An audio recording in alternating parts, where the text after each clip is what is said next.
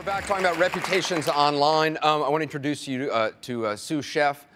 You basically had a concerted effort online, people against you trying to destroy your reputation. How did you deal with it?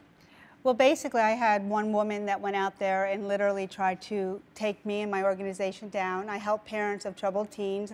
I have an organization, helpyourteens.com, and she didn't like my services, and she went out there and created a Google bomb, which is a phrase. What's a Google bomb?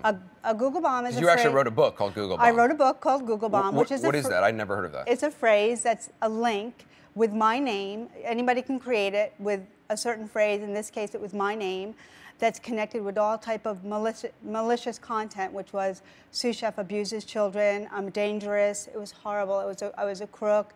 I abused children. I kidnapped So obviously, kids. if you're working with kids or teens in trouble, that's going to have a huge impact on your reputation. Right. And she said I placed them in dangerous programs, and it was horrible. I was a danger to families, and she ruined my company. I became a recluse. I was agoraphobic. I wouldn't leave the house. I closed my office. It ruined me. How do you go about fixing that or changing that? Well, I had to file a lawsuit, an internet defamation lawsuit, which back in 2003, this was a long time ago, was almost unheard of, to get her to stop. It took 3 years of litigation, went to a jury trial. I won the landmark case of $11.3 million in damages. So I always say, I've always said, even to this day, that my lawyer, David Pollack, vindicated me in court. It was reputation.com that, brought me back to reality, because I had to retain their services to bring me back online. And what's your advice to people out there? Nothing is private online. I ignored it. A lot of people said, just move forward from it, ignore it. It'll go away.